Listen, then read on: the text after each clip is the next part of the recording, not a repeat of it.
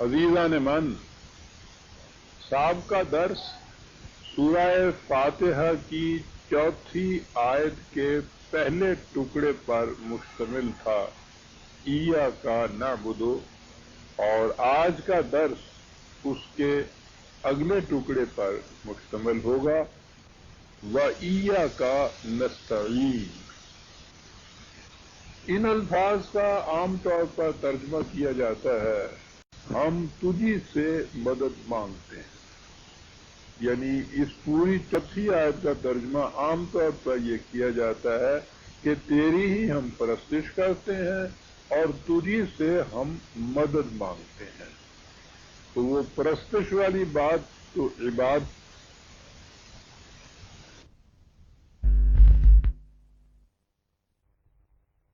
کے مفہوم سے واضح ہو گئی۔ اب یہ تجھی سے ہم مدد مانگتے جو ہیں، اس میں آپ دیکھیے کہ مدد کے لیے عربی زبان اور قرآن کریم میں بہت سے اور الفاظ بھی آئے۔ سوال یہ ہے کہ یہاں اس لفظ کا انتخاب کیوں کیا گیا ہے؟ جیسا کہ میں بار بار بتاتا چلا آ رہا ہوں، عربی زبان بڑی وسیع المعانی ہے، اس میں ایک ایک چیز کے لیے سینکڑوں الفاظ آتے ہیں۔ قرآن کریم نے اپنے مقاصد اور مطالب کے اظہار کے لیے ان متعدد الفاظ میں سے جن کا انتخاب کیا ہے وہ بجائے خیش قرآن کا اعجاز ہے۔ اس لیے قرآن نے جس مقام پر جس لفظ کو استعمال کیا ہے، دیکھنا یہ ہوگا کہ اس نے وہاں اسی لفظ کو منتخب اور استعمال کیوں کیا ہے۔ اگر یہ حقیقت سامنے آ جائے تو نہ صرف یہ کہ اس سے متعلقہ آیت کا مفہوم واضح ہو جائے گا، بلکہ اکثر و بیشتر قرآن کریم کی پوری تعلیم یا اس کی غرض و غایت، حکمت کی ایک جھلک بھی سامنے آ جائے گی۔ یہ وجہ ہے کہ قرآن کریم کے الفاظ کے صحیح مفہوم کا سمجھنا از بس ضروری ہے۔ ان الفاظ کے ترجموں سے یہ مقصد حاصل نہیں ہو سکتا کہ جیسا کہ پہلے بھی میں کہہ چکا ہوں، ترجمہ تو ان الفاظ کا ہو ہی نہیں سکتا، دنیا کی کسی زبان میں بھی نہیں ہو سکتا۔ زیر نظر آیت کے پہلے حصے میں کہا گیا تھا ایاک نعبد، اور اس میں آپ دیکھ لیا تھا آپ نے کہ عبودیت کے معنی تھے اپنی صلاحیتوں اور توانائیوں کو ضابطۂ خداوندی کے مطابق صرف کرنا، اور تعبید کا لفظ بھی آپ کے سامنے آ گیا تھا جس کے معنی تھے ان صلاحیتوں کو نشو و نما دینے کے بعد انہیں متعینہ قوانین اور قواعد اور ضوابط کے مطابق صرف کرنا، ان صلاحیتوں کی نشو و نما، اور اس کے بعد انہیں ان ساحلوں کے اندر لے جاتے ہوئے صرف کرنے سے نتیجہ کیا نکلتا تھا ہم بتا چکے تھے۔ میں نے کہا تھا کہ قرآن نے کہا ہے کہ یہ تمام چیزیں تمہارا ایک مقصد ہے جس کے بروئے کار لانے کے لیے ہے، تمہارے فائدے کے لیے ہے، تمہاری منفعت کے لیے ہے، اور اس سے تمہاری منفعت کیا ہوگی؟ تمہارا ذات، تمہارا نفس، اس کی نشو و نما ہوگی اور اس میں اعتدال پیدا ہو جائے گا۔ یعنی اس سے جو وہ کہتے ہیں کہ اے ڈیولپڈ اینڈ بیلنسڈ پرسنالٹی، یہ متعین ہوگی ایک فرد میں، اور ان افراد کے مجموعے سے جو نظام قائم ہوگا وہ تمام عالم انسانیت کے لیے موجب فلاح اور بہبود اور امن و سلامتی ہوگا۔ تو گویا تعبید یا ایاک نعبد کے اندر یہ بات مضمر تھی کہ ہم اپنی صلاحیتوں کی نشو و نما چاہتے ہیں اور انہیں تیرے قوانین کے تابع صرف کریں گے۔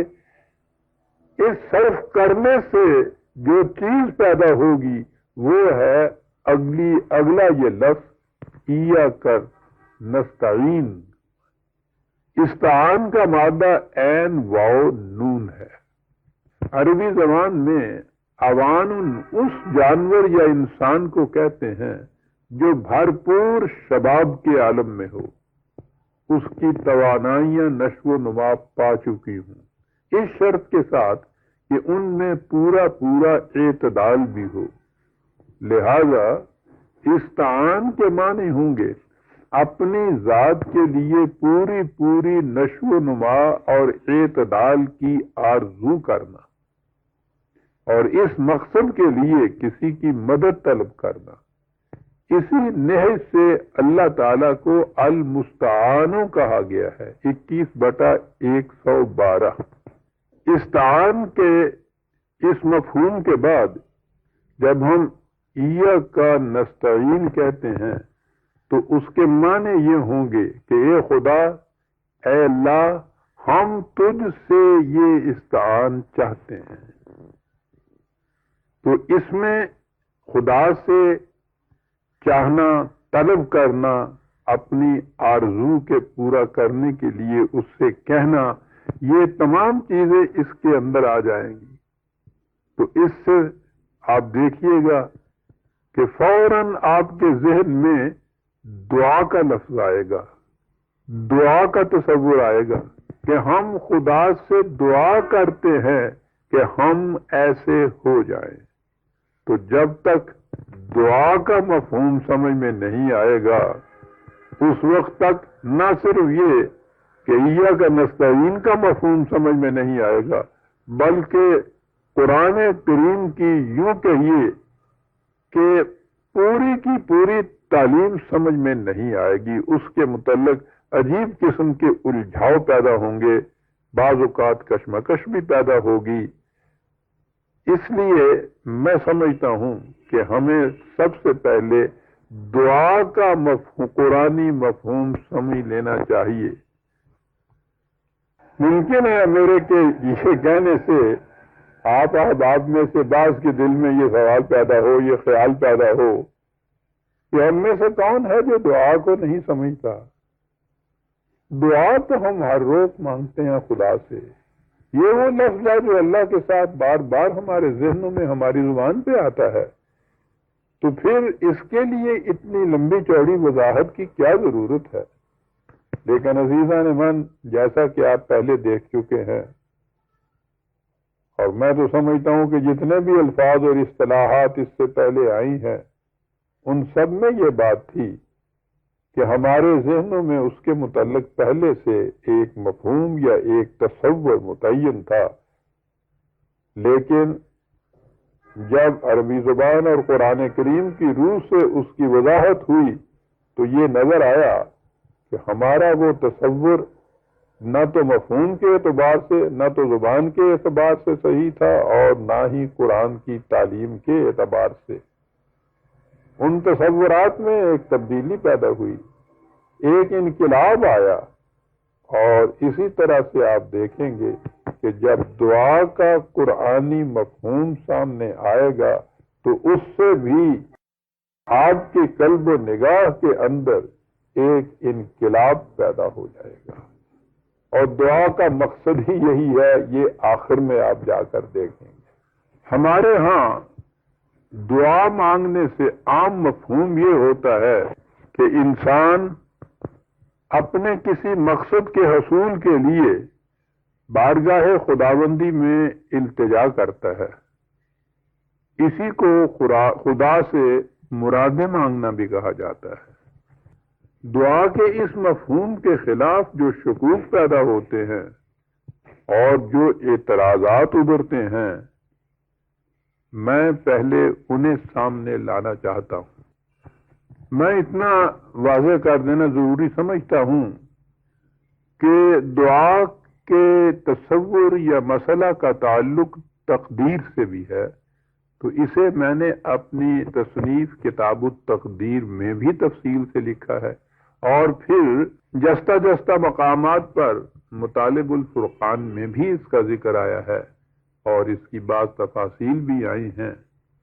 لیکن اس درس میں چونکہ یہ بات پہلی دفعہ آئی ہے، اس لیے جو کچھ میں نے وہاں تفصیل سے لکھا ہے اسے سمیٹ کر ملخصاً یہاں آپ کے سامنے پیش کروں گا۔ میں نے ابھی یہ کہا ہے کہ دعا کا جب یہ مفہوم لیا جائے کہ ہم خدا سے کچھ مانگتے ہیں، چاہتے ہیں کہ وہ ہماری یہ طلب پوری کر دے، تو اس کے خلاف کچھ شکوک پیدا ہوتے ہیں، کچھ اعتراضات ابھرتے ہیں، تو سب سے پہلے میں انہیں سامنے لاتا ہوں۔ اگر عقیدہ یہ ہو کہ انسان کی زندگی میں جو کچھ ہونا ہے اسے خدا نے پہلے سے لکھ دیا ہوتا ہے اور یہ قسمت کا لکھا اٹل ہوتا ہے، تو پھر دعا کے کچھ معنی ہی نہیں رہتے۔ مثلا ایک شخص کے متعلق اگر پہلے سے طے شدہ ہے کہ اس نے اتنے دن بیمار رہ کر مر جانا ہے، اب اس کے لیے وہ خود یا اس کے متعلقین لاکھ دعائیں کریں، قسمت کے لکھے میں کوئی تبدیلی نہیں ہو سکتی، اس لیے کہ قسمت کے لکھے کے متعلق بھی تو عقیدہ یہ ہے کہ وہ خدا ہی کا فیصلہ ہوتا ہے، خدا ہی نے تقدیر مقرر کی ہے، خدا ہی نے اس کی قسمت میں یہ لکھی ہے۔ تو اگر ابھی جو میں نے مثال دی تھی کہ اگر قسمت میں یہ لکھا ہے کہ ایک شخص اتنے دن بیمار رہے گا اور اس کے بعد مر جائے گا، تو پھر دعا کرنے سے حاصل کیا ہوگا؟ اور اگر یہ کہا جائے کہ نہیں، دعا سے تقدیر بدل جاتی ہے، تو پھر یہ عقیدہ غلط قرار پائے گا کہ قسمت کا لکھا اٹل ہوتا ہے، جو فیصلہ بدل سکتا ہے، خواہ وہ دعا سے بدلے یا تدبیر سے، وہ اٹل نہیں کہلا سکتا۔ اور اس کے ساتھ ہی اس عقیدہ کی روح سے خود اللہ تعالی کے متعلق بھی عجیب سا تصور سامنے آتا ہے کہ پہلے اس نے ایک بات کا فیصلہ کر دیا اور کہہ دیا کہ ہمارا یہ فیصلہ اٹل ہے، اس کے بعد وہ انتظار کرنے لگا کہ اگر اس شخص نے یا اس کے متعلقین نے ہم سے درخواست کی تو ہم اپنا فیصلہ بدل دیں گے، اور اگر خاموش رہے تو وہ فیصلہ نافذ ہو جائے گا۔ سوچئے عزیزان من کہ خدا کے متعلق اس قسم کے تصور سے کس قسم کے اشکال لاحق ہوتے ہیں۔ اگر یہ کہا جائے کہ پہلے سے ہر بات طے شدہ نہیں ہوتی، بلکہ اللہ تعالی ہر معاملہ کا فیصلہ ساتھ کے ساتھ کرتا ہے، تو اس سے اور بھی زیادہ پیچیدگیاں پیدا ہوتی۔ مثلا زید اور بکر کا باہمی مقدمہ ہے جس کا فیصلہ عدالت نے کرنا ہے۔ زید حق پر ہے اور بکر جھوٹا ہے، دونوں خدا سے دعا کرتے ہیں کہ فیصلہ اس کے حق میں ہو جائے۔ یہ ظاہر ہے کہ ان دونوں کی دعا قبول نہیں ہو سکتی، کیونکہ مقدمہ کا فیصلہ لا محالہ ایک ہی کے حق میں ہو سکتا ہے۔ سوال یہ ہے کہ ان دونوں میں سے کس کی دعا قبول ہوگی؟ اگر کہا جائے کہ اس کی دعا قبول ہوگی جو زیادہ گڑ گڑا کر دعا مانگے گا، تو ہو سکتا ہے کہ بکر جو جھوٹا تھا وہ زیادہ خشوع و خضوع سے دعا مانگے، تو اس کے معنی یہ ہوں گے کہ خدا اس کی دعا قبول کرے گا، خواہ وہ حق پر نہ ہی ہو۔ اور اگر یہ کہا جائے کہ نہیں، خدا اس کی دعا قبول کرے گا جو حق پر ہے، یعنی زید کی، تو اس سے یہ سوال پیدا ہوتا ہے کہ اگر زید دعا نہ مانگتا تو پھر کیا ہوتا؟ کیا پھر خدا بکر کا ساتھ دیتا کیونکہ اس نے دعا مانگی تھی، اور زید نے دعا نہیں مانگی تھی اس لیے اس نے اس کا ساتھ نہیں دیا؟ آپ دیکھ رہے ہیں کہ کس قسم کے اعتراضات وارد ہو رہے ہیں۔ اور اگر کہا جائے کہ خدا بہرحال حقدار کا ساتھ دے گا، تو اول تو یہ چیز واقعہ کے خلاف ہے۔ ہمارے ہاں عدالتوں سے آئے دن ایسے فیصلے صادر ہوتے رہتے ہیں جو حق کے خلاف ہوتے ہیں۔ حتیٰ کہ کئی بے گناہ پھانسی کے تختے پر چڑھا دیے جاتے ہیں۔ لیکن اگر اسے تسلیم بھی کر لیا جائے کہ خدا حق کا ساتھ دیتا ہے تو اس صورت میں دعا کا پھر کوئی مطلب نہیں رہتا۔ حقدار دعا کرے یا نہ کرے، خدا بہرحال اس کا ساتھ دے گا، اور جو حق پر رہی وہ لاکھ دعائیں کریں، خدا اس کی سنے گا ہی نہیں۔ اور اگر کہا جائے کہ خالی دعا نہیں بلکہ دعا کے ساتھ تدبیر بھی ضروری ہے، اور دعا سے تدابیر کامیاب ہو جاتی ہیں، تو اس سے پھر وہی دشواری لاحق ہو جاتی ہے۔ زید اور بکر دونوں تدبیر کرتے ہیں۔ بکر اس کے ساتھ دعا بھی کرتا ہے اور زید دعا نہیں کرتا، تو کیا اس صورت میں بکر کی تدبیر کارگر ہو جائے گی کیونکہ اس نے دعا بھی کی تھی، اور زید ناکام رہ جائے گا کیونکہ اس نے دعا نہیں کی تھی؟ یہ ہے وہ اشکال جو ہمارے ہاں کے مروجہ عقائد کی روح سے دعا کے سلسلے میں ذہنوں میں ابھرتے ہیں۔ اس سلسلے میں ہمارے سامنے سورہ بقرہ کی وہ آیت آتی ہے جسے دعا اور اس کی قبولیت کے ضمن میں بنیادی طور پر پیش کیا جاتا ہے، لیکن جس کا غلط مفہوم ان دشواریوں میں اور بھی اضافہ کر دیتا ہے۔ وہ آیت یہ ہے، حوالہ ہے 2/186، 2/186۔ آپ کے پاس قرآن کریم کا نسخہ ہے تو آپ اس آیت کو خود سامنے لے آئیے۔ آیت ہے وَإِذَا سَأَلَكَ عِبَادِي عَنِّي فَإِنِّي قَرِيبٌ أُجِيبُ دَعْوَةَ الدَّاعِ إِذَا دَعَانِ۔ اور اس کا عام ترجمہ یہ کیا جاتا ہے کہ یہ رسول، جب میرے بندے تجھ سے میرے متعلق پوچھیں تو ان سے کہہ دو کہ میں ان کے قریب ہوں، جب کوئی پکارنے والا مجھے پکارتا ہے تو میں اس کی پکار کو سنتا اور اسے قبول کرتا ہوں۔ اس ترجمہ کی روح سے دشواری یہ پیش آتی ہے کہ ہم روز دیکھتے ہیں کہ مظلوم و مقہور، غریب و نادار، بے کس و بے بس، مصیبت زدہ لوگ گڑ گڑا کر خدا سے دعائیں مانگتے ہیں، لیکن ان کی مصیبت رفع نہیں ہوتی۔ ان کی ساری عمر ظلم و ستم سہتے مصیبتوں میں کٹ جاتی ہے۔ لہذا اس امر واقعہ کی موجودگی میں یہ کس طرح تسلیم کیا جا سکتا ہے کہ خدا ہر پکارنے والے کی پکار سنتا اور اس کی دعا قبول کرتا ہے؟ اس اعتراض کے جواب میں عام طور پر کہہ دیا جاتا ہے کہ اللہ سنتا تو سب کی ہے، لیکن کرتا وہی ہے جو دعا مانگنے والے کے حق میں بہتر ہوتا ہے۔ لہذا اگر کسی کی دعا قبول نہیں ہوتی تو اسے سمجھ لینا چاہیے کہ جو کچھ ہوا ہے اس کے حق میں وہی بہتر تھا۔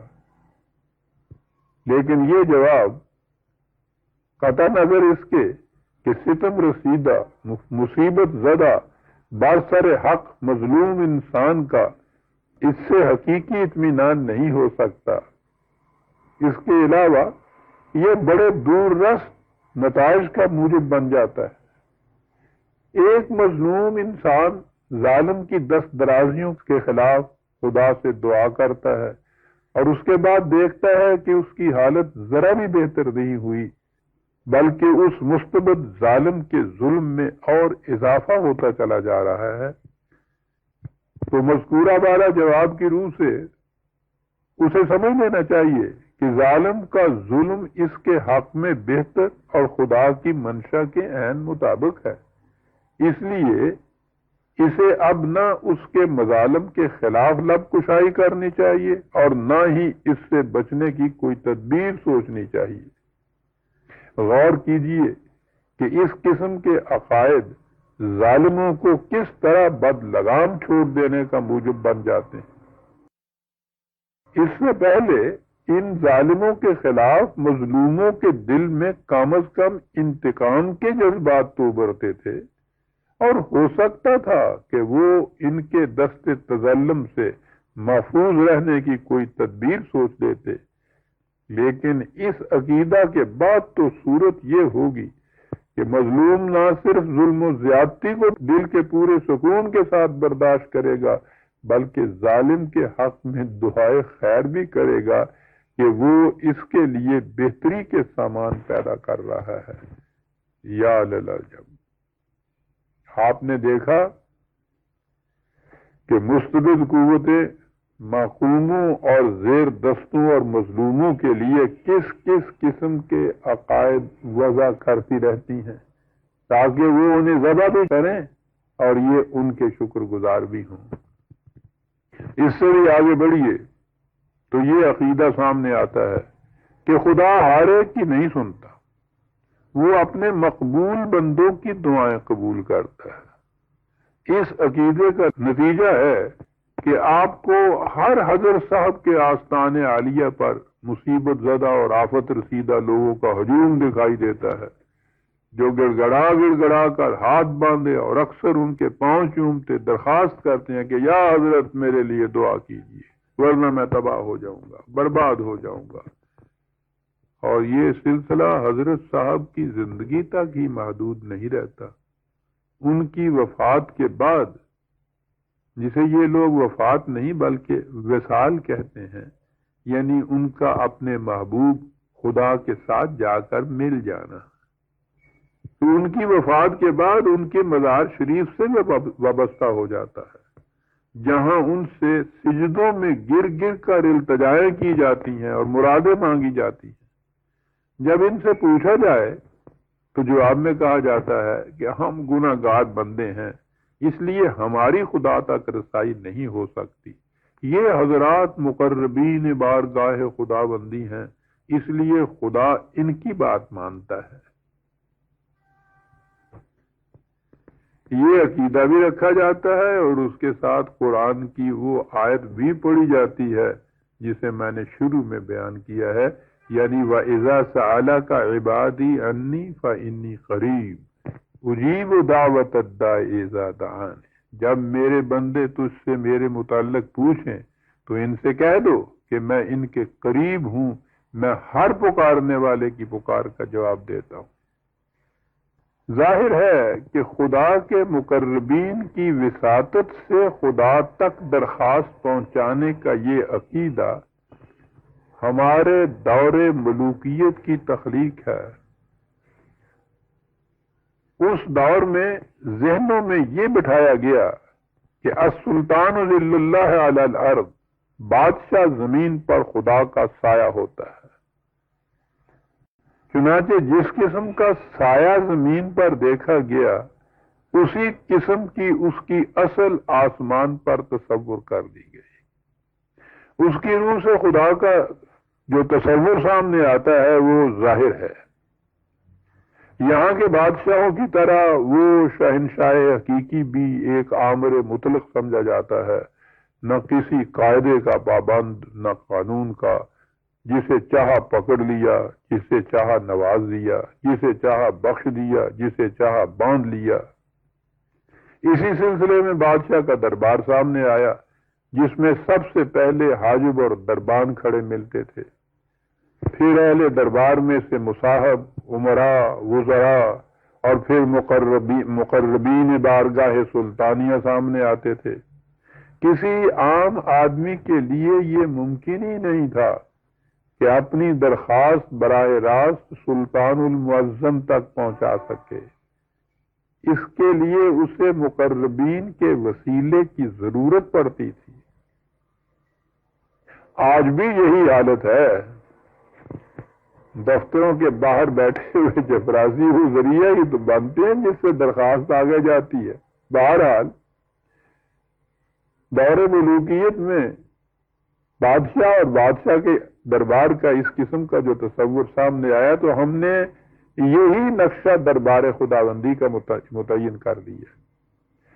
اس کی روح سے خدا تک بات پہنچانے کے لیے اس کے مقربین کی وساطت ضروری قرار پائی۔ یہ ہے وہ ضرورت جس کے پیش نظر خدا تک دعا پہنچانے کے لیے کسی حضرت صاحب کے وسیلے کی تلاش ہوتی ہے، وہ ہماری درخواست بھی خدا تک پہنچاتے ہیں اور اس کے ساتھ سفارش بھی کرتے ہیں۔ اللہ ان کی بات مان لیتا ہے اور ہماری درخواست منظور ہو جاتی ہے۔ درخواست کے ساتھ کچھ نظر نیاز بھی دینی پڑتی ہے، بائن ہی جس طرح بادشاہوں کے حضور نذرانہ گزارنا پڑتا ہے یا ان کے مقربین کی خدمت کرنی پڑتی ہے۔ یہ ہے عزیزان من خدا کا وہ تصور جو ہمارے شہنشاہیت کے زمانے میں ہمارے ذہنوں میں مرتسم کیا گیا اور جس نے رفتہ رفتہ مقدس عقائد کی شکل اختیار کر لی۔ مرور زمانہ سے یہ عقائد اس طرح ہمارے دل کی گہرائیوں میں پیوست ہو گئے کہ اب اگر ان کے خلاف کوئی بات کہی جائے تو ارباب شریعت کی طرف سے اس پر کفر و الحاد کے فتوے لگا دیے جاتے ہیں اور دامان طریقت سے وابستگان پر کپ کپی طاری ہو جاتی ہے کہ نہ معلوم حضرت صاحب کی طرف سے کیسا غضب نازل ہو جائے گا۔ حالانکہ ان حضرات کے متعلق اللہ کا ارشاد ہے کہ عباد امثالکم 7/194 وہ تمہارے ہی جیسے انسان خدا کے بندے ہیں، اور جن مزاروں پر جا کر مرادیں مانگی جاتی ہیں یا انہیں خدا تک بات پہنچانے کا واسطہ قرار دیا جاتا ہے، ان کے متعلق کہا کہ تم انہیں لاکھ پکارو وہ تمہاری بات ہی نہیں سن سکتے، اور اگر بالفرض محال وہ سن بھی لیں تو اس کا جواب ہی نہیں دے سکتے۔ 35/14 35/14 تم انہیں جو کچھ پکار کر کہتے ہو وہ اس سے قطعاً بے خبر ہوتے ہیں۔ 46/5 انہیں تو خود اپنے متعلق بھی اتنا علم نہیں ہوتا کہ ایانا یبعثون 14/21 وہ کب اٹھائے جائیں گے۔ جو اپنے حال سے بھی بے خبر ہیں وہ تمہاری کیا سنیں گے اور تمہاری کیا مدد کریں گے۔ اب آئیے اس سوال کی طرف کہ دعائیں قبول کن لوگوں کی ہوتی ہیں اور کس طرح ہوتی ہیں۔ سب سے پہلے اسی آیت کو لیجئے جس کا ایک حصہ ہم پہلے نقل کر چکے ہیں اور اس کی وضاحت میں اتنا کچھ میں نے کہا ہے، یعنی وہ آیت جس کے معنی تھے کہ جب میرے بندے تجھ سے میرے متعلق پوچھیں تو ان سے کہو کہ میں ان کے قریب ہوں، ہر پکارنے والے کی پکار کا جواب دیتا ہوں۔ اس کے بعد ہے فَلْيَسْتَجِيبُوا لِي وَلْيُؤْمِنُوا بِي لَعَلَّهُمْ يَرْشُدُونَ 2/186 ان سے کہو کہ اگر تم چاہتے ہو کہ تمہاری مانگ پوری ہو تو اس کا طریقہ یہ ہے کہ تم میری رہنمائی، میرے قوانین کی صداقت پر پورا یقین رکھو اور میری اطاعت کرو، میری باتوں کا جواب دو۔ اس طرح کامیابی کا صحیح راستہ تمہارے سامنے آ جائے گا۔ یعنی تم مجھ سے یہ کہتے ہو، خدا یہ کہہ رہا ہے کہ میں تمہاری بات کا جواب دوں گا، لیکن پہلے تم میری باتوں کا تو جواب دو۔ یعنی میں نے جو کچھ تم سے کہا تھا بتاؤ تم نے ان کے متعلق کیا کیا، کیا اس پر عمل کیا، کیا اس کے مطابق چلے؟ پہلے اس بات کا جواب دو تو پھر میں تمہاری بات کا جواب دوں گا۔ غور فرمایا عزیزان من۔ اسی کی وضاحت میں دوسری جگہ کہا یستجیب الذین آمنوا وعملوا الصالحات 42/26 دعائیں قبول ان کی ہوتی ہیں جو ایمان لائیں اور اعمال صالحہ کریں، یعنی ایمان و اعمال صالح کا لازمی اور فطری نتیجہ کامیابی ہوتا ہے اور یہی دعا سے مقصود ہوتا ہے۔ ایک دوسرے مقام پر سورہ مومن میں ہے کہ تم مجھے پکارو میں تمہاری پکار کا جواب دوں گا، لیکن اتنی بات سن رکھو کہ ان الذین یستکبرون عن عبادتی سیدخلون جہنم داخرین 40/60 جو لوگ میری اطاعت سے سرکشی اختیار کریں گے ان کی دعائیں قبول نہیں ہوں گی، وہ ذلیل و خوار ہو کر جہنم میں داخل ہوں گے۔ جو کچھ میں نے ابھی تک جستہ مقامات سے کہا ہے سورہ آل عمران کی 3-4 مسلسل آیتوں میں اسے نہایت وضاحت سے تسلسل کے ساتھ بیان کیا گیا ہے۔ پہلی آیت ہے 3/199۔ میں آیت قرآن کریم سے پڑھتا ہوں اور اس آیت کا مفہوم اپنے مفہوم القرآن سے آپ کے سامنے پیش کرتا ہوں کہ آپ کو معلوم ہے شاید کہ میں نے پورے قرآن کریم کا مفہوم مرتب کیا ہوا ہے، اس کا نام بھی مفہوم القرآن ہے۔ تو جو آیت میں پیش کروں گا اس کا مفہوم القرآن سے پیش کروں گا۔ آیت ہے ان فی خلق السماوات والارض واختلاف اللیل والنہار لآیات لأولی الالباب۔ جو لوگ عقل و بصیرت سے کام لیتے ہیں ان کے لیے کائنات کی تخلیق اور رات اور دن کی گردش میں قوانین خداوندی کی محکمیت اور ہمہ گیریت کی نشانیاں ہیں۔ الذین یذکرون اللہ قیاما وقعودا وعلی جنوبہم ویتفکرون فی خلق السماوات والارض ربنا ما خلقت ھذا باطلا سبحانک فقنا عذاب النار۔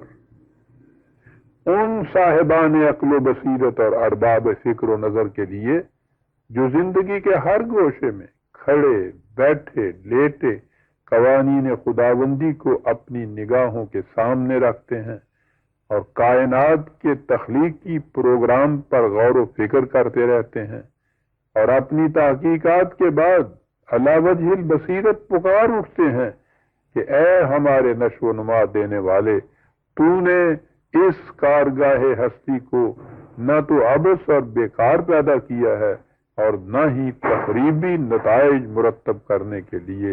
تیری ذات اس سے بہت بلند ہے کہ تو کسی شے کو بے مقصد اور بلا غرض و غائب پیدا کر دے۔ تو ہمیں توفیق عطا فرما کہ ہم علمی تحقیقات اور عملی تجارب کے بعد اشیاء کائنات سے صحیح فائدہ اٹھائیں اور اس طرح تباہ کن عذاب سے محفوظ رہیں۔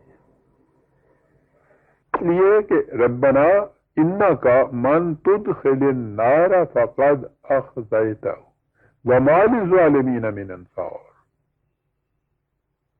جو قومیں اس قسم کی تحقیقات نہ کرنے سے اشیاء کائنات کی نفع بخشیوں سے محروم رہتی ہیں، ان کی صحیح و عمل کی کھیتیاں جھلس جاتی ہیں اور وہ ذلت و خواری کی زندگی بسر کرتی ہیں، اور ظاہر ہے کہ ایسی ذلیل و خوار قوموں کا کوئی یار و مددگار نہیں ہوتا۔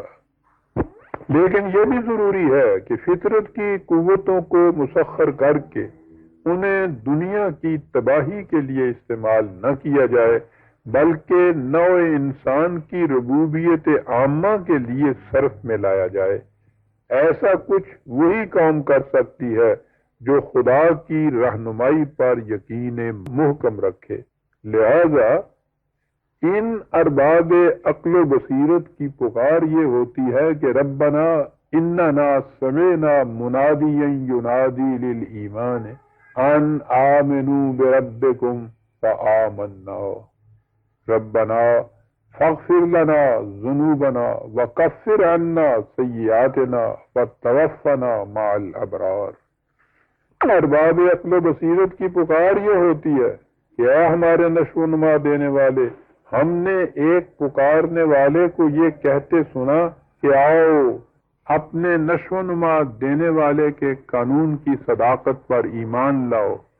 ہم نے اس کی دعوت پر لبیک کہا اور خدا پر ایمان لے آئے۔ اس کے بعد ان ارباب علم و ایمان کے سینے میں اس قسم کی آرزویں بیدار ہوتی ہیں اور وہ دعائیں مانگتے ہیں کہ اے ہمارے نشو و نما دینے والے، ہم سے اگر کوئی بھول چوک ہو جائے تو اس کے مضرت رسان نتائج سے ہمیں محفوظ رکھنا اور ہماری چھوٹی چھوٹی کوتاہیوں اور تدبیری غلطیوں کے اثرات مٹاتے رہنا، اور ہمارا انجام ان لوگوں کی رفاقت میں کرنا جن کے سامنے زندگی کی وسعت اور کشادگی کی راہیں کھل چکی ہوں۔ اگلی آیت ہے کہ ربنا وآتنا ما وعدتنا علی رسلک ولا تخزنا یوم القیامۃ انک لا تخلف المیعاد۔ اے ہمارے نشو و نما دینے والے، تو نے ہم سے اپنے رسولوں کے ذریعے وحی کی روح سے جن خوشگواریوں اور سرفرازیوں کا وعدہ کیا ہے ان سے ہمیں بہرہ یاب کرنا، اور ایسا نہ کرنا کہ اعمال کے ظہور نتائج کے وقت ہم دنیا کی نگاہوں میں ذلیل و خوار ہو جائیں۔ ہمیں یقین ہے کہ تو وعدہ خلافی نہیں کیا کرتا۔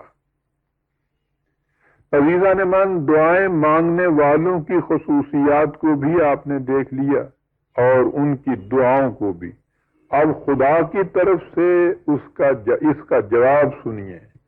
جواب یہ ہے کہ فاستجاب لهم ربهم انی لا اضیع عمل عامل منکم من ذکر او انثی۔ خدا نے ان کی دعاؤں کا یہ جواب دیا کہ ہم نے تمہاری دعاؤں کو سن لیا ہے، لیکن تم یاد رکھو ہم کسی کام کرنے والے کی محنت کو ضائع نہیں کرتے، وہ مرد ہو یا عورت، ہر ایک کو اس کے عمل کا پورا پورا بدلہ دیتے ہیں۔ یہ ہوتا ہے عزیزان من خدا کی طرف سے دعاؤں کا جواب اور ان کی قبولیت کی شرط۔ یہاں تک تو بات اہم مومنین کی تھی۔ حضرات انبیاء کرام علیہم السلام کی دعاؤں کی قبولیت کی صورت میں بھی ملاحظہ فرماؤ کہ ان کی قبولیت کو خدا کن باتوں سے مشروط قرار دیتا ہے اور وہ کس طرح سے قبول ہوتی ہیں۔ دو تین مثالیں ملاحظہ فرمائیے۔ حضرت نوح علیہ السلام کے متعلق کہا کہ جب ان کی قوم نے ان کی سخت مخالفت کی تو نادانا، نوح نے ہمیں پکارا، تو نوح نے پکارا خدا کو، اور اس کے بعد فَلَنِعْمَ الْمُجِيبُونَ 37/75، اور ہم دعاؤں کا بہترین جواب دینے والے ہیں۔ ان کی اس دعا کا جواب کیا دیا گیا ذرا غور سے سنیے۔ فَأَوْحَيْنَا إِلَيْهِ أَنِ اصْنَعِ الْفُلْكَ بِأَعْيُنِنَا وَوَحْيِنَا 23/27۔ ہم نے نوح کی طرف وحی بھیجی، اس سے کہا کہ تم اس آنے والے طوفان سے بچنا چاہتے ہو، حفاظت چاہتے ہو، اس کے لیے تم نے ہمیں پکارا تھا، اور اس پکار کا جواب ہم تمہیں دیتے ہیں، اور وہ جواب یہ ہے کہ تم ایک کشتی بناؤ۔ ہو سکتا ہے تم کہو کہ یہ ایک نئی سی چیز ہے، مجھے کشتی بنانی نہیں آتی، ہم بتائیں گے کہ کشتی کیسے بنائی جاتی ہے۔ ہمارے زیر نگرانی کشتی بناؤ، ہماری وحی کے مطابق کشتی بناؤ، لیکن کشتی بناؤ۔ اس طوفان سے حفاظت کی صورت یہی ہے کہ تم کشتی بناؤ، کشتی کے ذریعے سے حفاظت ہوگی۔ آپ دیکھ رہے ہیں عزیزان من، نوح نے پکارا، جواب ملا، فَلَنِعْمَ الْمُجِيبُونَ، ہم بہترین دعاؤں کا جواب دینے والے ہیں، اور جواب یہ دیا گیا کہ طوفان سے بچنا ہے تو اس کے لیے کشتی بناؤ۔ آگے بڑھیے۔ جب حضرت موسیٰ علیہ السلام سے کہا گیا کہ وہ فرعون کی طرف جائیں اور بنی اسرائیل کو اس کے پنجہ استبداد سے نجات دلائیں، تو انہوں نے اس مہم کی سختی اور اس میں پیش آنے والے خطرات کے احساس سے خدا سے متعدد تائیدی اسباب و ذرائع کی دعا کی تاکہ وہ ان کی تقویت کا موجب بنے۔ حضرت موسیٰ علیہ السلام نے خدا سے یہ کچھ مانگا، اس کے جواب میں کہا کہ قد اوتیت سؤلک یا موسیٰ، اے موسیٰ جو کچھ تم نے مانگا ہے ہم نے تجھے عطا کر دیا۔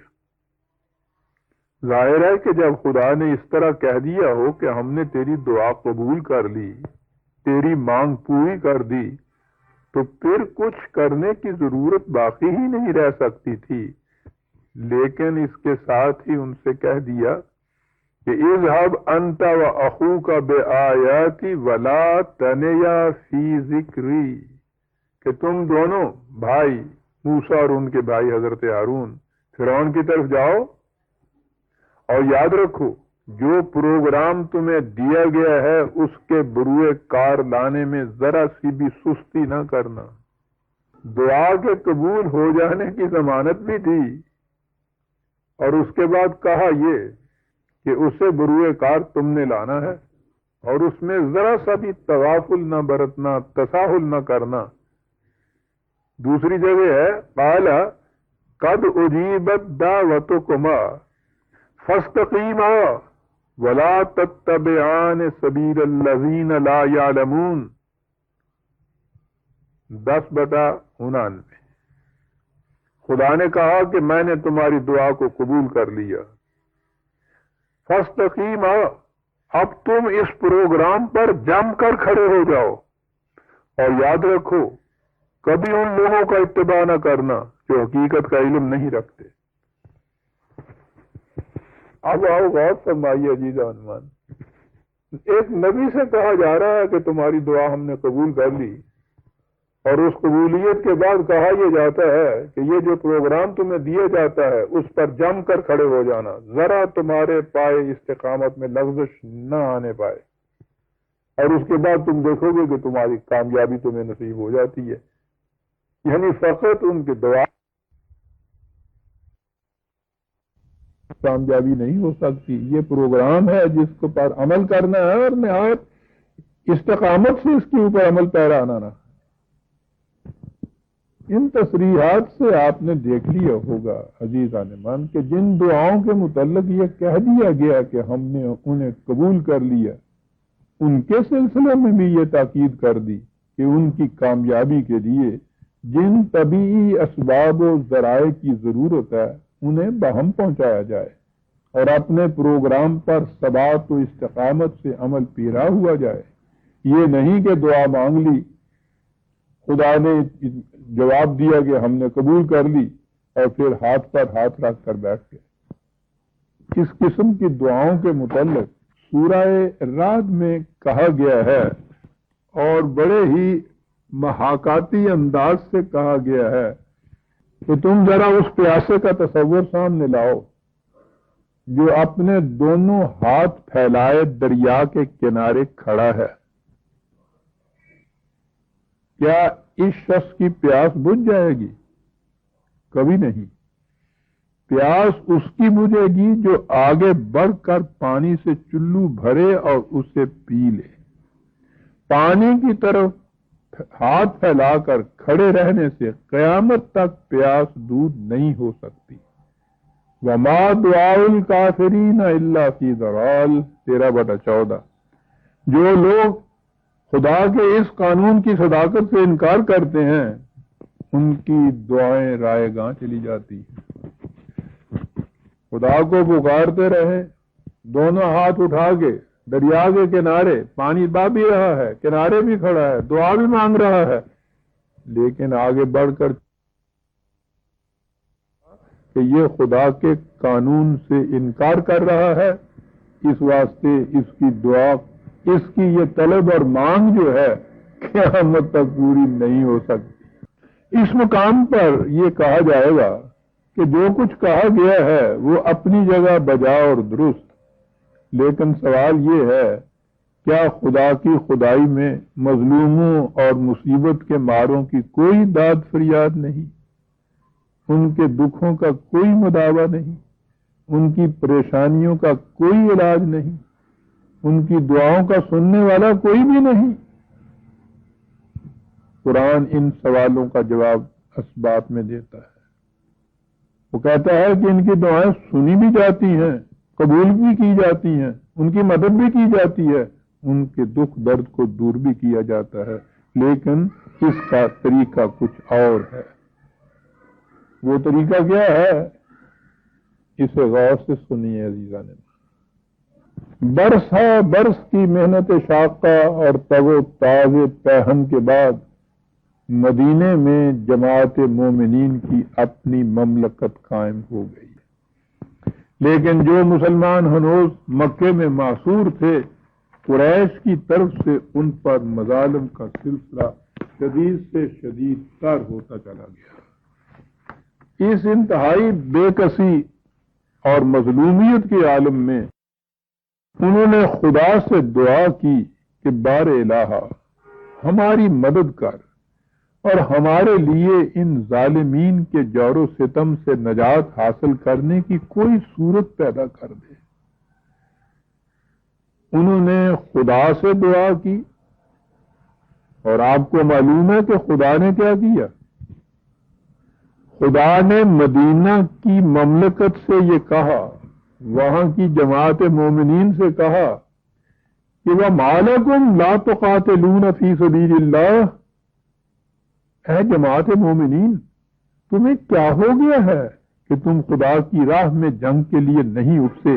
وَالْمُسْتَضْعَفِينَ مِنَ الرِّجَالِ وَالنِّسَاءِ وَالْوِلْدَانِ الَّذِينَ يَقُولُونَ رَبَّنَا أَخْرِجْنَا مِنْ هَذِهِ الْقَرْيَةِ الظَّالِمِ أَهْلُهَا، کیا تم سنتے نہیں ہو کہ مکہ کے مظلوم و مقہور، بے کس و بے بس، کمزور و ناتواں، مرد، عورتیں، بچے کس طرح دل بلا کر گڑ گڑا کر ہم سے فریاد کر رہے ہیں کہ بار الہ ہمیں اس بستی سے نکال لے جس کے رہنے والوں نے اس قدر ظلم و استبداد پر کمر باندھ رکھی ہے۔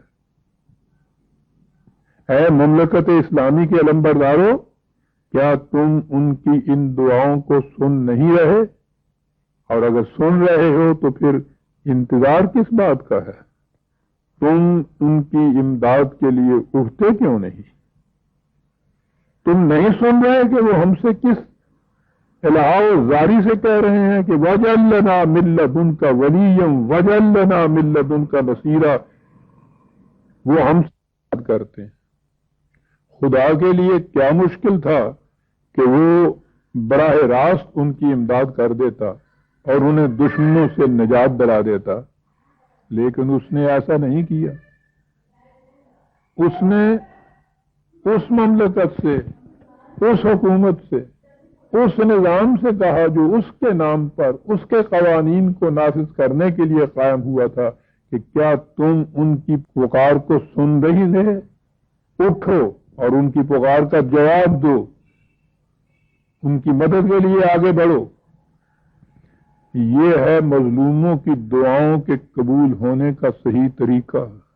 یہی جماعت مومنین جو اب مدینے میں تھی، 13 برس تک قریش کے بے پناہ مظالم کا تختہ مشق بنی رہی۔ انہوں نے اس زمانے میں خدا سے کچھ کم دعائیں تو نہیں کی ہوں گی، لیکن چونکہ اس وقت دنیا میں کوئی نظام ایسا نہیں تھا جو مظلوموں کی داد رسی کے لیے وجود میں آیا ہو، اس لیے ان کی مدد کا کوئی سامان نہ ہو سکا۔ ان سے کہا جاتا رہا کہ ہمت و استقلال سے کام لے کر اپنے پروگرام پر جمے رہو، ایک دن تمہاری حکومت قائم ہو جائے گی تو ان تمام مشکلات کا حل خود بخود مل جائے گا۔ اس طرح تمہاری اپنی مشکلات ہی حل نہیں ہو جائیں گی، تم ان مظلوموں کی امداد کے قابل بھی ہو جاؤ گے جو ہم سے نصرت و اعانت کی دعائیں مانگیں گے۔ دیکھیے اس حقیقت کو قرآن کریم نے دوسری جگہ کس بلیغ انداز سے بیان کیا ہے۔ فرمایا اَمَّن يُجِيبُ الْمُضْطَرَّ إِذَا دَعَاهُ وَيَكْشِفُ السُّوءَ، 27/62۔ کہو کہ وہ کون ہے جو قلب مضطر کی دعائیں سنتا ہے اور ان کی مصیبتوں اور پریشانیوں کو دور کر دیتا ہے۔ کس طرح دور کر دیتا ہے؟ یجعلکم خلفاء الارض، وہ تمہیں حکومت و مملکت عطا کر دیتا ہے۔ یہ ہے طریق خداوندی جس سے مظلوموں کی مصیبتیں رفع ہوتی ہیں۔ اور آپ کو یہ تو معلوم ہی ہے کہ اس قسم کی بھی حکومت بھی محض دعائیں مانگنے سے نہیں ملا کرتی تھی. خدا نے یہ کہا تھا کہ یہ ایمان و اعمال صالحہ کا نتیجہ ہوتا. دوسرے مقام پر اسی جماعت مومنین کے متعلق کہا ہے والذین استجابوا لربہم واقاموا الصلاۃ وامرهم شورى بینہم ومما رزقناہم ينفقون 42/38. یہ وہ لوگ ہیں جو اپنے رب کے بلاوے پر لبیک کہتے ہوئے آگے بڑھتے ہیں، اس کے احکام و قوانین کی پوری اطاعت کرتے ہیں، انہی کی روشنی میں اپنے امور مملکت باہمی مشورہ سے طے کرتے ہیں، اور جو سامان زیست خدا نے انہیں دے رکھا ہو اسے رفاہ عامہ کے لیے کھلا رکھتے ہیں. آپ نے غور فرمایا کہ یہاں بھی امرہم شورا بینہم سے اشارہ اسی نظام مملکت کی طرف ہے جسے دنیا سے ظلم اور ناانصافی دور کرنے کے لیے متشکل کیا جاتا ہے. یہی وہ طریق تھا جس سے بنی اسرائیل کو بھی قوم فرعون کے مظالم سے نجات دلائی گئی. پھر آپ نے کبھی اس پر بھی غور کیا ہے کہ مظلوموں اور بے کسوں کو خدا سے دعا مانگنے کی ضرورت کہاں اور کب پیش آتی ہے؟ اس کی ضرورت پیش آتی ہے اس غلط معاشرہ میں جہاں کوئی بات قاعدے اور قانون کے مطابق نہ ہوتی ہو، ہر جگہ دھاندلی ہو رہی ہو، کسی حقدار کو اس کا حق نہ مل سکتا ہو، جہاں مظلوم کی مدد کرنے اور ظالم کا ہاتھ روکنے والا کوئی نہ ہو، جہاں اس شخص کا کوئی پرسان حال نہ ہو جو معاشرہ میں تنہا رہ جائے، جہاں غنڈہ گردی ایسی ہو کہ شریف انسانوں پر عرصہ حیات تنگ ہو جائے، جہاں افراتفری اور نفسہ نفسی کا یہ عالم ہو کہ جو کہیں اتفاق سے گر جائے سب اسے رونتے ہوئے آگے بڑھ جائے، کوئی اس کے اٹھانے کی فکر نہ کرے، جہاں کسی کو اس کا خیال نہ ہو کہ کس کے بچے بھوکے ہیں اور کس کے تن پر کپڑا نہیں، جہاں مفلس مریض اس لیے بن آئی موت مر جائے کہ اس کے پاس علاج کے لیے پیسہ نہیں تھا، اور بیوہ ماں اپنے جوان بیٹے کی موت پر اس فکر میں گھلی جا رہی ہو کہ اسے گور و کفن کیسے مل سکے گا اور اب میرا کیا بنے گا. یہ ہے وہ معاشرہ جہاں بے کسوں اور ناداروں قدم قدم پر خدا سے دعائیں کرنی پڑتی ہیں کہ اس کے سوا ان کے سامنے امید کا کوئی اور سہارا نہیں ہوتا. یہی ہے وہ معاشرہ جس سے متاثر ہو کر کسی کہنے والے نے کہا تھا کہ جو نہیں آشنا مصیبت کا، درد و غم کا نہ جو شکار ہوا، جس پہ کوئی کبھی نہ وقت پڑا، جو نہ اٹھ کے رات کو رویا، وہ نہیں جانتا دعا کیا ہے، اسے معلوم کیا خدا کیا ہے. لیکن جب معاشرہ صحیح خطوط مستقل اقدار خداوندی پر متشکل ہو تو اس میں ہر بات کا فیصلہ قاعدے اور قانون کے مطابق ہوتا ہے، ہر حقدار کو اس کا حق ملتا ہے اور بغیر کسی پریشانی اور تردد کے ملتا ہے، نہ کسی پر کوئی ظلم ہوتا ہے نہ دھاندلی. اس میں ہر فرد کی ضروریات زندگی مملکت کی طرف سے پوری ہوتی چلی جاتی ہیں، اس لیے اس میں نہ کوئی محتاج ہوتا ہے نہ بے نوا، اس میں نہ کوئی اپنے آپ کو تنہا پاتا ہے نہ بے سہارا. ایسے معاشرے میں کسی کو خدا سے وہ کچھ مانگنے کی ضرورت ہی نہیں پڑتی جس کے لیے ہم قدم قدم پر اپنے آپ کو محتاج اور لاچار پاتے ہیں اور خدا سے التجائیں کرتے ہیں.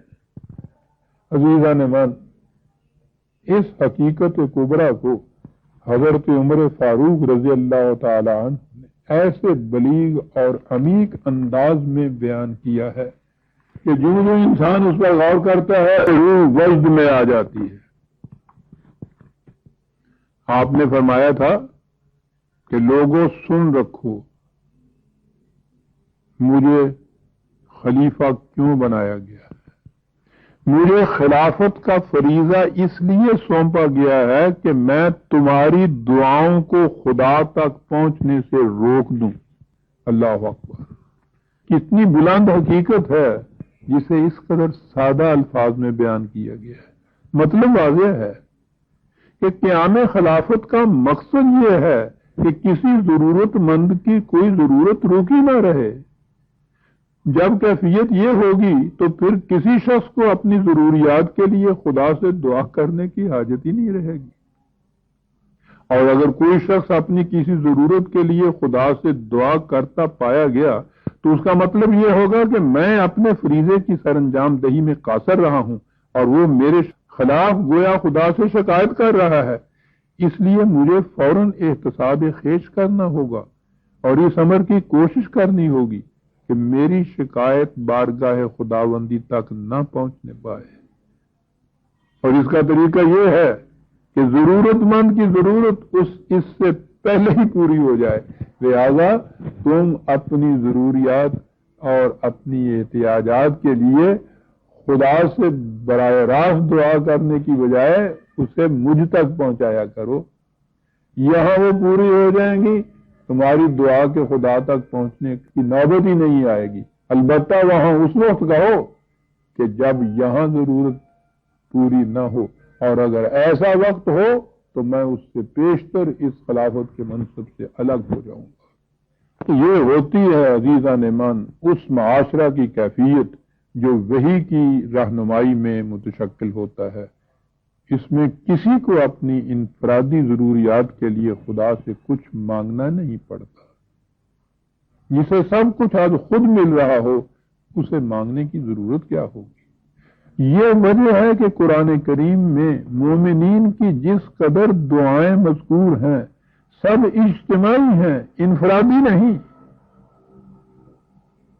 اور یہ اجتماعی دعائیں جو ہیں وہ اس مقصد کے لیے جاتی ہیں کہ ان کے ہاتھوں سے وہ نظام قائم ہو جائے جس میں کوئی مصیبت زدہ مظلوم نہ ہو، جس میں عالمگیر انسانیت کے مصائب اور آلام کا علاج ہوتا چلا جائے۔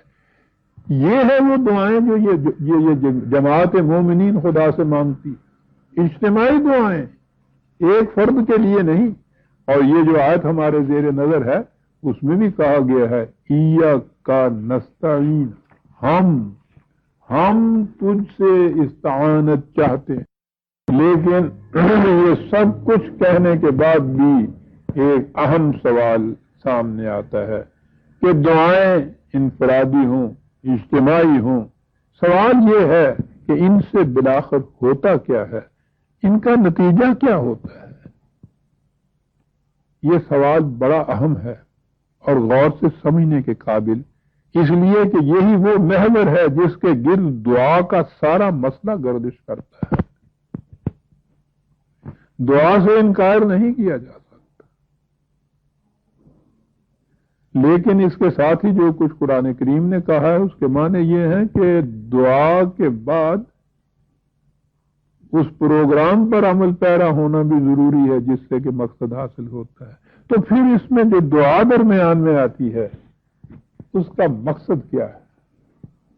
کیا وہ بیکار ہے؟ بالکل معاذ اللہ، وہ بڑی اہم چیز ہے۔ اور اسے غور سے سنیے کہ اس کی اہمیت کیا ہے۔ کہ دنیا میں کوئی کام کرنا ہو اس کے لیے سب سے پہلے ہمارے دل میں آرزو پیدا ہوتی ہے، ایک ارادہ اٹھتا ہے، ایک تقاضا بیدار ہوتا ہے۔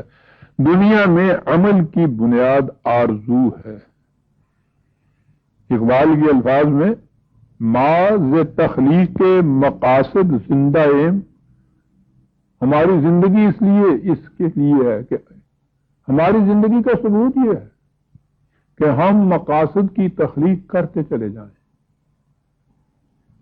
مقاصد کی تخلیق کی جائے اور اس کے بعد از شعائے آرزو تابندائیں، ہماری زندگی میں نورانیت اور چمک اس سے پیدا ہوتی ہے کہ اس کے لیے آرزو بیدار ہو۔ یہ شعائے آرزو ہے کہ جس سے ہماری زندگی روشن ہوتی ہے۔ جس قدر یہ آرزو شدید ہوگی اسی قدر ہمارا ارادہ مستحکم ہوگا، اور جس قدر ارادہ مستحکم ہوگا اسی نسبت سے ہم اس مقصد کے حصول کے لیے جد و جہد کریں گے۔ علامہ اقبال نے بچوں کے لیے ایک نظم لکھی ہے جسے ہم ابتدائی مدرسہ کے ہر طالب علم کی زبان سے ہر روز سنتے ہیں، یعنی وہ نظم جس کا پہلا شعر یہ ہے کہ لب پہ آتی ہے دعا بن کے تمنا میری، زندگی شمع کی صورت ہو خدایا میری۔ اس شعر کے پہلے مصرے میں جو کچھ کہا گیا ہے وہ یوں تو بچوں کے لیے ہے، لیکن اس میں جو حقیقت بیان ہوئی ہے وہ بڑی عمیق ہے۔ یعنی جب انسان کی دلی تمنا حروف و الفاظ کی شکل میں زبان پر آتی ہے تو اسے دعا کہا جاتا ہے۔ جتنی گہری تمنا اتنی ہی مخلص دعا، جتنی شدید آرزو اتنی ہی پرکیف پکار۔ نفسیات کا طالب علم اس حقیقت سے واقف ہے کہ آرزوؤں کی بیداری سے انسان کے اندر کس قسم کی نفسیاتی تبدیلی واقع ہوتی ہے، پھر جس قسم کی وہ آرزو اسی قسم کی نفسیاتی تبدیلی۔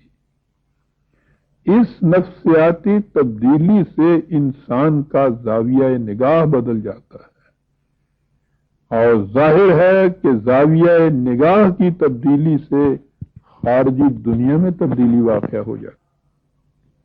اقبال ہی کے الفاظ میں کہ منزل را نمی دانی زراہ، اے کہ منزل را نمی دانی زراہ، قیمت ہر شے ز انداز نگاہ۔ ہر شے کی قیمت نگاہ کے زاویے سے، نگاہ کے انداز سے ہے، نوع دیگر بھی جہاں دیگر مشوار۔ نگاہ کا زاویہ بدل لو، خارج کی دنیا بدل جائے گی۔ ای زمین و آسمان دیگر شباد۔ میں اب سمجھا کہ دنیا کچھ نہیں، دنیا میرا دل ہے، بدل جانے سے اس کے رنگ ہر ایک چیز کا بدلا۔ دوسرے ایک شعر میں ہے کہ نہ کلی ہے وجہ نظر کشی، نہ کنول کے پھول میں تازگی، فقط ایک دل کی شگفتگی سبب نشاط بہار ہے۔ بہرحال یہ حقیقت ہے کہ انسان کی شدت آرزو سے اس کے اندر ایسی نفسیاتی تبدیلی پیدا ہو جاتی ہے جو اس کا انداز نگاہ بدل دیتی ہے، اور اس کی آرزو میں جس قدر ارتکاز پیدا ہوتا ہے اسی قدر اس میں توانائیاں بڑھتی چلی جاتی ہیں۔ یہ جو اقبال نے کہا تھا نا کہ عشق کی ایک جس نے طے کر دیا اس سے تمام، وہ شدت آرزو ہی کی پیدا کردہ توانائی کی روح سے ہوتا ہے۔ آرزو کے سلسلے میں دو باتیں بنیادی ہیں، ایک یہ کہ وہ آرزو ہے کس قسم کی۔ انسان کے دل میں مختلف آرزویں پیدا ہوتی رہتی ہیں، لیکن قرآن مومن کے سامنے صحیح آرزو کا جو معیار رکھتا ہے وہ یہ ہے کہ وَمَا تَشَاءُونَ إِلَّا أَن يَشَاءَ اللَّهُ، 81/29۔ تمہیں اس کا اختیار ہے کہ جو جی میں آئے چاہو اسے، تمہیں اس کا اختیار دیا گیا ہے، لیکن مومن کے لیے ضروری ہے کہ وہ وہی چاہے جو خدا چاہتا ہے۔ تم اپنی آرزوؤں کو مشیت خداوندی سے ہم آہنگ رکھو۔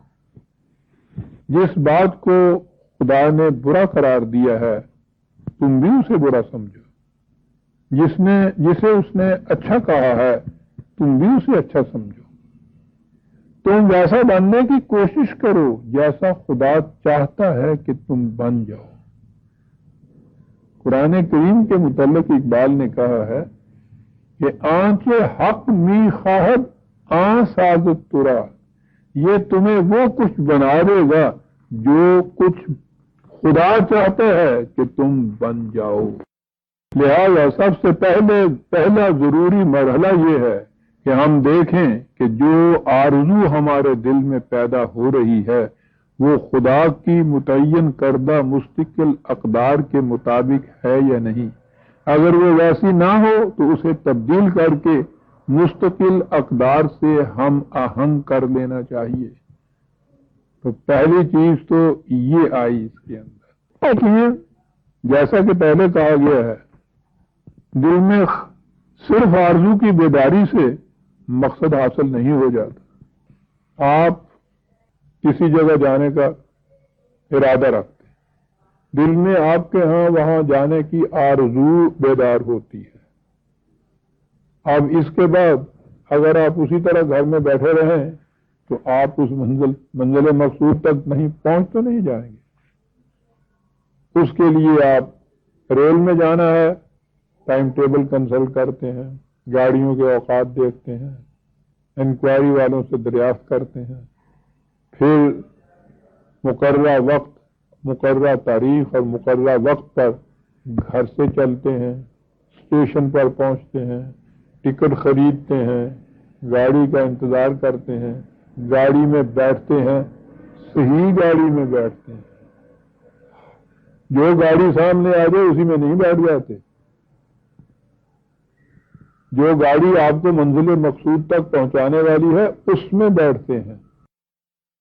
اور یہ وہ گاڑی ہے کہ جو آپ کو منزل مقصود تک پہنچاتی ہے. تو آپ نے دیکھا کہ دل میں کسی جگہ پہنچنے سے کی آرزو کے بیدار ہونے میں اور وہاں پہنچنے کے درمیان میں یہ جتنے مراحل آتے ہیں وہ سارے اس پروگرام کا حصہ ہوتے ہیں کہ جس سے یہ آرزو ہے کہ اس آرزو کی تکمیل ہوتی ہے. یہی چیز ہے آرزو، ایسی آرزو کہ جو اس مقصد تک پہنچانے کے لیے دل میں اٹھے جو خدا نے مستقل اقدار کی روح سے تو انسان کی اپنی ذات کی نشو و نما اور عالمگیر انسانیت کی نشو و نما کے لیے مقرر کیا ہے. یہ آرزو بیدار ہو اور پھر اس کے لیے وہ تمام ذرائع اور اسباب اور سامان اکٹھا کیا جائے جو اس کے لیے متعین کیا گیا ہے، اور اس کی ہدایت کے مطابق اس گاڑی میں سوار ہوا جائے کہ جو آپ کو اس منزل مقصود تک پہنچا دے گی.